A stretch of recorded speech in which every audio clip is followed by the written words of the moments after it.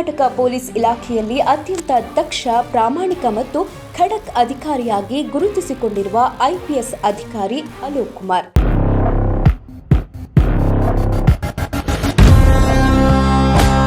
Rowdy ಶೀಟರ್ಗಳ ಪಾಲಿಗೆ ಸಿಂಹ ಸ್ವಪ್ನವಾಗಿರುವ ಅವರು ಯಾವುದೇ ಒತ್ತಡಕ್ಕೂ ಮಣಿಯದೆ ಕಾನೂನಿನ ವ್ಯಾಪ್ತಿಯಲ್ಲೇ ಕೆಲಸ ಮಾಡುವ ಅಲೋಕ್ ಕುಮಾರ್ ಹೊಸ ಹೊಣೆಗಾರಿಕೆ ಸ್ವೀಕರಿಸಿದ್ದಾರೆ.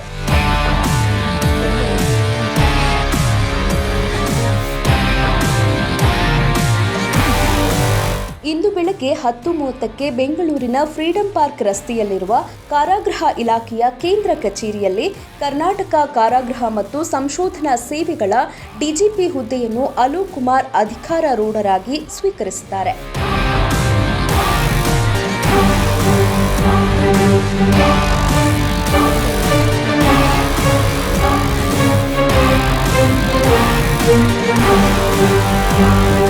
ಅಧಿಕಾರ ಸ್ವೀಕಾರದ ನಂತರ ತಕ್ಷಣವೇ ಕಾರಾಗೃಹ ಇಲಾಖೆಯ ಹಿರಿಯ ಅಧಿಕಾರಿಗಳೊಂದಿಗೆ ಸಭೆ ನಡೆಸಿದ ಅಲೋಕ್ ಕುಮಾರ್ ಪರಪ್ಪನ ಅಗ್ರಹಾರ ಕೇಂದ್ರ ಕಾರಾಗೃಹದ ಅಧಿಕಾರಿಗಳ ಜೊತೆಗೂ ಪ್ರತ್ಯೇಕ ಸಭೆ ನಡೆಸಿ ಇತ್ತೀಚಿನ ಘಟನೆಗಳ ಬಗ್ಗೆ ವಿವರ ಪಡೆದರು.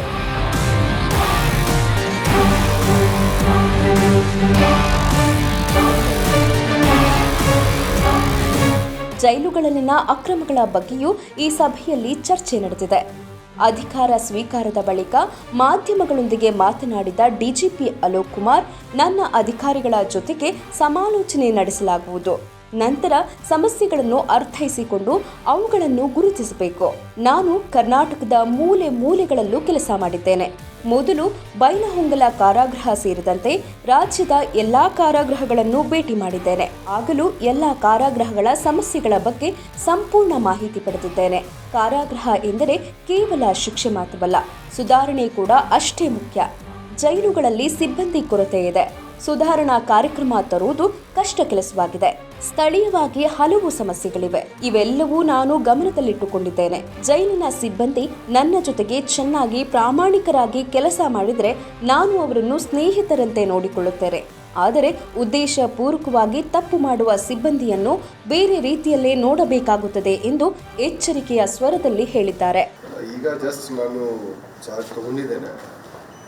ಮತ್ತೆ ನಮ್ಮ ಜೊತೆಗೆ ಕಾರಾಗೃಹ ಇಲಾಖೆದು ಅಧಿಕಾರಿಗಳು ಇದ್ದಾರೆ. ಅವ್ರ ಜೊತೆಗೆ ನಾವು ಸಮಾಲೋಚನೆ ಮಾಡ್ತೀವಿ. ಮತ್ತು ಅವ್ರಿಗೆ ಏನು ಪ್ರಯಾರಿಟಿ ಇದೆ, ಬೇರೆ ಗೌರ್ಮೆಂಟ್ ಕಡೆಯಿಂದ ಅವರಿಗೆ ಏನು ನಿರ್ದೇಶಗಳು ಕೊಟ್ಟಾಗಿದೆ ಅದರ ಬಗ್ಗೆ ತಿಳ್ಕೊಳ್ತೀವಿ. ಮತ್ತು ಯಾವ ರೀತಿ ಮುಂದೆ ನಾವು ಕೆಲಸ ಮಾಡಬೇಕು, ಈಗಲೇ ಎಲ್ಲ ದಯಾನಂದ್ ಅವರು ಆಗಲಿ, ಮಾಲಿಕೃಷ್ಣಮೂರ್ತಿ ಅವರು ಆಗಲಿ, ಮತ್ತು ನೀಗಿರಿ ಕೊಡಬೇಕು, ಒಳ್ಳೆ ಒಳ್ಳೆ ಕೆಲಸ ಮಾಡಿಕೊಂಡು ಎಲ್ಲರೂ ಹೋಗಿದ್ದಾರೆ. ನಾವು ನೋಡೋಣ ಏನಾದರೂ ಸಮಸ್ಯೆ ಇದ್ದರೆ ಅವೆಲ್ಲರ ಅಧಿಕಾರಿ ಜೊತೆಗೆ ಅವ್ರ ಜೊತೆ ಸಮಾಲೋಚನೆ ಮಾಡಿ ಮತ್ತೆ ನಾವು ಸರಿಪಡಿಸಲಿಕ್ಕೆ ನಾವು ಪ್ರಯತ್ನ ವಿಡಿಯೋ ವೈರಲ್ ಆಗ್ತಾ ಇದೆ, ರಾಜ್ಯಾತಿಥ್ಯ ಕೊಡುವಂಥದ್ದು. ಇಂತಹ ಸ್ಥಿತಿಯಲ್ಲಿ ನಿಮ್ಮ ಮುಂದಿನ ಪ್ಲಾನಿಂಗ್ ಏನಿದೆ ಸರ್? ನೋಡಿ, ನಾನು ಜಸ್ಟ್ ಈಗ ಚಾರ್ಜ್ ತೊಗೊಂಡಿದ್ದೇನೆ. ಸೊ ಈಗ ಪ್ಲ್ಯಾನಿಂಗ್ ಮಾಡೋಕ್ಕೆ ಸರಿಯಾಗಿ ಸಮಸ್ಯೆ ಅಥವಾ ವಿಷಯ ಅರಿತುಕೊಳ್ಳದೆ ಪ್ಲ್ಯಾನಿಂಗ್ ಮಾಡೋದು ಸರಿ ಆಗಲ್ಲ. ಸೊ ನಾವು ಮೊದಲೇ ಏನಾದರೂ ಸಮಸ್ಯೆ ಇದೆಯಾ ಅದು ಗುರುತಿಸಬೇಕು. ಸಮಸ್ಯೆ ಇದ್ದರೆ ಮತ್ತು ನಾವು ಅರಿತುಕೊಳ್ಬೇಕು ಸಮಸ್ಯೆ ಏನಿದೆ. ಆನಂತರ ಅದಕ್ಕೆ ತಕ್ಕಂತೆ ನಾವು ನಾವು ಪ್ಲ್ಯಾನಿಂಗ್ ಮಾಡಬೇಕು. ಸರ್, ಈಗ ಕರ್ನಾಟಕದ ಮೂಲೆ ಕೆಲಸ ಮಾಡಿದೆ ಸರ್. ಎಸ್ ಪಿ ಆಗಿ, ಆಮೇಲೆ ಇಲ್ಲಿ ಸಿಟಿ ಬಂದು ಡಿ ಸಿ ಪಿ ಆಗಿ, ಐ ಜಿ ಆಗಿ, ಜಾಯಿಂಟ್ ಕಮಿಷನರ್ ಆಗಿ, ಕಮಿಷನರ್ ಆಗಿ ಎಲ್ಲ ಕಡೆ ಕೆಲಸ ಮಾಡಿದ್ರೆ ನೀವು ಕೆಲಸ ಮಾಡಬೇಕಾದ್ರೆ ಕ್ರಿಮಿನಲ್ಸ್ ಎಲ್ಲ ಅವ್ರು ಬಿಡ್ತಾ ಇದ್ರು. ಈಗ ಕ್ರಿಮಿನಲ್ಸ್ ಎಲ್ಲ ಒಂದೇ ಕಡೆ ಸೇರ್ಕೊಂಡು ನಿಮ್ಮ ಅಂಡರ್ಗೆ ಬರ್ತಾ ಇದ್ದಾರೆ.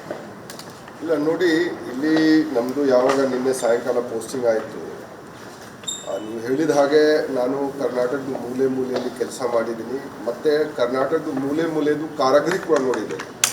ನಾನು ಬೈಲೊಂಗಲದಲ್ಲಿ ಎಸ್ ಪಿ ಆಗಿದ್ದೆ 96-97. ನಾನು ಫಸ್ಟ್ ಇದು ಕಾರಾಗೃಹ ವಿಸಿಟ್ ಆ ಟೈಮ್ ನಾನು ಮಾಡಿದ್ದೆ. ನಾನು ಯಾವ ಪೋಸ್ಟ್ಗೆ ಇದ್ದಾಗ ಅದು ವಿದೌಟ್ ಫೇಲ್ ಅಲ್ಲಿ ಇರುವಂಥ ಕಾರಾಗೃಹ ನಾನು ವಿಸಿಟ್ ಮಾಡಿದ್ದೇನೆ. ಆ್ಯಸ್ ಎಸ್ ಪಿ ಬೈಲೊಂಗಲ್ಲು ಕಾರಾಗೃಹ ವಿಸಿಟ್ ಮಾಡಿದ್ದೇನೆ. ಚಿತ್ರದುರ್ಗ ಎಸ್ ಪಿ ಇದ್ದಾಗ ಚಿತ್ರದುರ್ಗ ಜಿಲ್ಲೆಯದು ಕಾರಾಗೃಹ ವಿಸಿಟ್ ಮಾಡಿದ್ದೇನೆ. ದಾವಣಗೆರೆ ಇದ್ದಾಗ ದಾವಣಗೆರೆ ಜಿಲ್ಲೆಯದು ಕಾರಾಗೃಹ ವಿಸಿಟ್ ಮಾಡಿದ್ದೇನೆ. ಆನಂತರ ಸಿಟಿಲಿ ನಾನು ಬಂದ ನಂತರ DCP ಸೌತ್ಗೆ ಒಳಗಡೆನ ಪರಪ್ಪನಗಾರ ಬರ್ತಾ ಇತ್ತು ಆ ಟೈಮ್. ನಾನು ಯಾವಾಗ DCP ಇದ್ದೆ ಆ time it was part of south division. So ಇದು ನಾನು ಆ ಸಂದರ್ಭದಲ್ಲಿ ಬಹಳಷ್ಟು ಸರ್ತಿ ಅಲ್ಲಿ ವಿಸಿಟ್ ಮಾಡಿದ್ದೇನೆ. ಮತ್ತು ಜಾಯಿಂಟ್ ಸಿ ಪಿ ಕ್ರೈಮ್ ಆಗಿ, ಅಡಿಷನಲ್ ಸಿ ಪಿ ಕ್ರೈಮ್ ಆಗಿ, ಕಮಿಷನರ್ ಆಗಿ ನಾನು ಅಲ್ಲಿ ಒಳಗಡೆ ಹೋಗಿದ್ದೇನೆ. ಮತ್ತು ಐ ಜಿ ಇದ್ದಾಗ ಕೂಡ ರೇಂಜ್ನಲ್ಲಿ ಕಲಬುರ್ಗಿ ಎಸ್ ಪಿ ಆಗಿ ಕಲಬುರ್ಗಿ ಸೆಂಟ್ರಲ್ ಜೈಲ್ ನಾನು ವಿಸಿಟ್ ಮಾಡಿದ್ದೇನೆ, ಕಲಬುರ್ಗಿ ಐ ಜಿ ಇದ್ದಾಗ ಮಾಡಿದ್ದೇನೆ, ಬೆಲ್ಗಾಮ್ ಐ ಜಿ ಇದ್ದಾಗ ವಿಜಯಪುರ ಜೈಲ್ ಹೋಗಿದ್ದೇನೆ.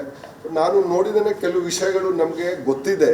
ಆದರೆ ಈಗ ಸದ್ಯಕ್ಕೆ ಏನು ಪರಿಸ್ಥಿತಿ ಇದೆ ಅದು ನಾವು ಹೇಳೋಕ್ಕೆ ಆಗಲ್ಲ. ನಾನು ಏನು ಆ ಟೈಮ್ ನೋಡಿದ್ದೇನೆ ಅದೇ ನಾನು ಈಗ ಕಂಪೇರ್ ಮಾಡೋಕ್ಕೆ ನಮಗೆ ಆಗಲ್ಲ.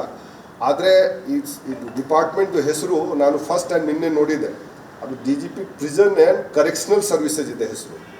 ಜನ ಬರೇ ಪ್ರಿಸನ್ ಅದು ಮಾಡಿಕೊಂಡು ಅವ್ರಿಗೆ ನಾವು ಒಂದು ಪಕ್ಷ ಕರೆಕ್ಷನಲ್ ಸರ್ವಿಸಸ್ ಅರ್ಥ ಇದೆ, ನಾವು ಸ್ವಲ್ಪ ಪಾಸಿಟಿವ್ ಅವರದ್ದು ಒಂದು ಇಂಪ್ರೂವ್ಮೆಂಟ್ ಏನಿದೆ ಅವರಿಗೆ ಆ ರೀತಿ ನಾವು ಕೂಡ ಅದ್ರ ಬಗ್ಗೆ ನಾವು ಒತ್ತು ಕೊಡಬೇಕಾಗುತ್ತೆ. ಸೊ ನಮ್ಮ ಪ್ರಕಾರ ಪ್ರಿಸ್ನರ್ಸ್ ರಿಫಾರ್ಮ್ ಕೂಡ ಅಷ್ಟೇ ಮುಖ್ಯ, ಪ್ರಿಸನ್ ರಿಫಾರ್ಮ್ ಕೂಡ ಅಷ್ಟೇ ಮುಖ್ಯ. ಸರ್, ನಮ್ಮ ಕಿವಿಗೆ ಒಂದು ವಿಚಾರ ಏನಂತ ಹೇಳಿದ್ರೆ, ಜೈಲಾಧಿಕಾರಿ ಒಬ್ಬರು ಒಳಗಡೆ ಮಾಂಸ ತಗೊಂಡು ಹೋಗುವಂಥ ಟೈಮಲ್ಲಿ ಒಳಗಡೆ ಒಬ್ಬ ಕೈಗಾರಿಕಾ ಪಡೆಯ ಒಬ್ಬ ಸಬ್ ಇನ್ಸ್ಪೆಕ್ಟರ್ ತಡಿತಾರೆ. ತಡೆದು ಅದಾದಮೇಲೆ ಮಾಂಸನ ಚೆಕ್ ಮಾಡ್ತಾರೆ, ಅದರಲ್ಲಿ ಗಾಂಜಾ ಸಿಗುತ್ತೆ. ತಕ್ಷಣಕ್ಕೆ ಅಲ್ಲಿ ಜೈಲಾಧಿಕಾರಿಗಳ ಗಮನಕ್ಕೆ ತರ್ತಾರೆ. ಆ ಟೈಮ್ ಸಂಬಂಧಪಟ್ಟಂಗೆ ಜೈಲಾಧಿಕಾರಿ ಹಾಗೆ ಸುಮ್ಮನಿರಪ್ಪ ಅದೆಲ್ಲ ಮಾಡೋಕ್ಕೆ ಹೋಗಬೇಡ ಅಂತ ಹೇಳ್ತಾರೆ. ಇವ್ರು ಈಗಪ್ಪ ಏನು ಮಾಡ್ತಾರೆ, ನೇರವಾಗಿ ಅಲ್ಲಿ ಲೋಕಲ್ ಸ್ಟೇಷನ್ಗೆ ಪರಪ್ನಗರ ಬಂದು ಒಂದು ಕಂಪ್ಲೇಂಟನ್ನು ಡ್ರಾಫ್ಟ್ ರೆಡಿ ಮಾಡಿ ಕೊಡ್ತಾರೆ. ಅದೊಂದಿಗೆ ತಣ್ಣಗಾಗುತ್ತೆ ಬಿಟ್ಟರೆ ಮುಂದೆ ಬಂದಿಲ್ಲ. ಅದು ತಮ್ಮ ಗಮನಕ್ಕಷ್ಟೇ. ಅದು ನೋಡ್ತೀನಿ, ಅದು ನೋಡಿ ಒಂದೇ ಕೇಸ್ ಇಲ್ಲ. ನಮ್ಮ ಪ್ರಕಾರ 10 ವರ್ಷದಿಂದ ಕೇಸ್ಗಳು ಆಗ್ತಾ ಇರುತ್ತೆ. ಆ ಕೇಸ್ ಯಾವ ಮಟ್ಟಿಗೆ ಇದೆ, ಏನು ಇತ್ಯರ್ಥಿತವಾಗಿದೆ ಅದು ನಾವು ನೋಡಬೇಕಾಗಿದೆ. ಆದರೆ ತಕ್ಷಣ ಈಗ ಎಲ್ಲ ಹೇಳೋಕ್ಕೆ ಆಗಲ್ಲ. ಮತ್ತು ನಾವು ಸನೇ ಅದನ್ನು ನಾವು ನೋಡ್ತೀವಿ.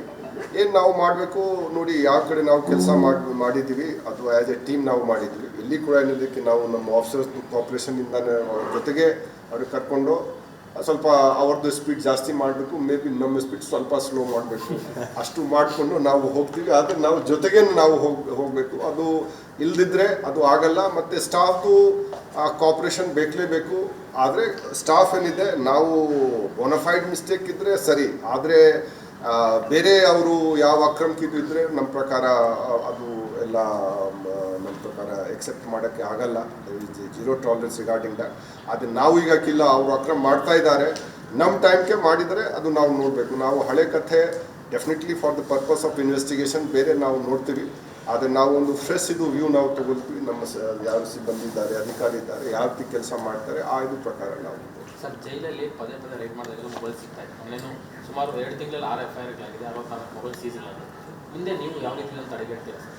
ನೋಡಿ, ಜೈಲಿನಲ್ಲಿ ನಾನು ಹೊರಗಡೆಯಿಂದ ನೋಡಿದ್ದೇನೆ ಭಾಳಷ್ಟು ಸಮಸ್ಯೆಗಳು, ವಿಶೇಷವಾಗಿ ಸಿಬ್ಬಂದಿದು ಸಮಸ್ಯೆ, ಕೊರತೆದು ಸಮಸ್ಯೆ ಭಾಳ ಇದೆ. ನೀವು ಅಲ್ಲಿ ಎಷ್ಟು ಕೈದಿಗಳು ಇದ್ದಾರೆ ಮತ್ತು ಎಷ್ಟು ಅಲ್ಲಿ ಜೈಲ್ ಸಿಬ್ಬಂದಿಗಳು ಇದ್ದಾರೆ ಅದು ಹೋಲಿಸಿದರೆ ಅದು ಬಹಳ ಕಷ್ಟದ ಪರಿಸ್ಥಿತಿ ಇದೆ.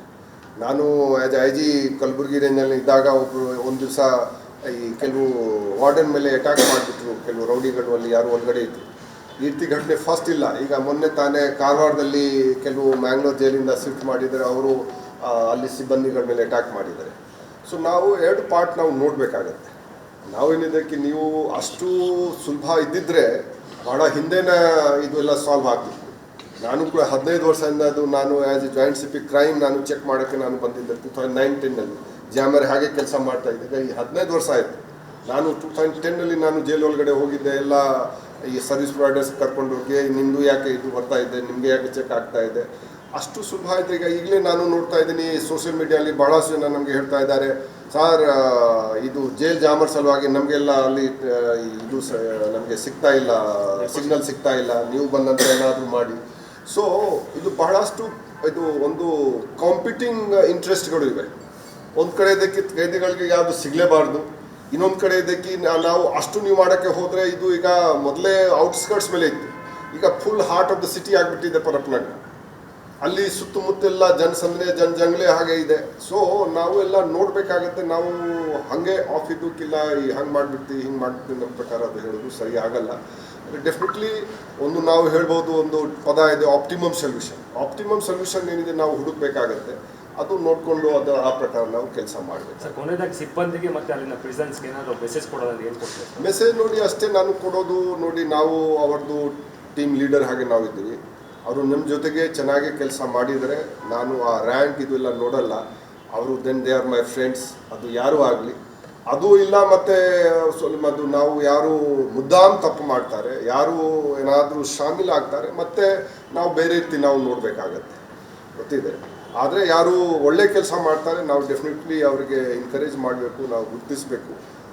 ಆನಂತರ ಕೆಲವು ಸಂದರ್ಭದಲ್ಲಿ ಬೋನಫೈಡ್ ಮಿಸ್ಟೇಕ್ ಇದೆ. ಬೋನಫೈಡ್ ಮಿಸ್ಟೇಕ್ ಬಗ್ಗೆ ಏನು ನಾವು ಇದು ನಿಷ್ಠುರ ಆಗಲ್ಲ. ಆದರೆ ನೋಯಿಂಗ್ಲಿ ಅಥವಾ ಉದ್ದೇಶಪೂರ್ವಕವಾಗಿ ಯಾರು ಇದು ಮಾಡ್ತಾರೆ ಮತ್ತು ಅದರ ಬಗ್ಗೆ ನಾವು ನೋಡಬೇಕಾಗುತ್ತೆ. I have just assumed charge today as DGP of prison, and prison officers are along with me. But since I have assumed charge just now, so it is not appropriate to comment on what are the problems which is plaguing the prison as of now. So first I have to ascertain that whether there are problems and which are the problems.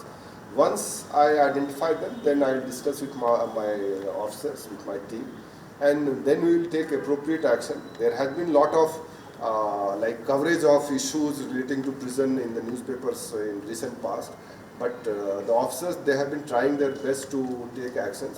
And after assuming charge, just I can say that whatever comes to my knowledge, or I will try to find out if there is anything which is not permitted by law, if that is going on, or if someone is supporting such type of activity, then definitely we will take action. But as a team leader, my job is to carry everyone along with me and to produce the best result in the interest of the society. And it is not only that I want to control the inmates, I will try to reform them also. That angle also, because the name of the post which I am holding, that the name is DGP Prison and Correctional Services.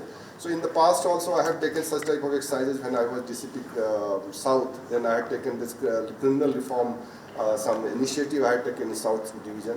Such type of reform I will try to replicate in the prison also. And I will try to have a perspective that some of them at least they come out as a better human being. ಪ್ರಾಮಾಣಿಕತೆಗೆ ಹೆಸರಾದ ಅಲೋಕ್ ಕುಮಾರ್ ಅವರಿಗೆ ಕಾರಾಗೃಹ ಇಲಾಖೆಯಲ್ಲಿ ಹೊಸ ಅಧ್ಯಾಯ ಆರಂಭವಾಗಿದೆ. ಇಂಥ ಖಡಕ್ ಅಧಿಕಾರಿಯ ನೇತೃತ್ವದಲ್ಲಿ ರಾಜ್ಯದ ಜೈಲುಗಳಲ್ಲಿ ಏನೆಲ್ಲ ಬದಲಾವಣೆಗಳಾಗಲಿವೆ ಎಂಬುದು ಕುತೂಹಲ ಕೆರಳಿಸಿದೆ.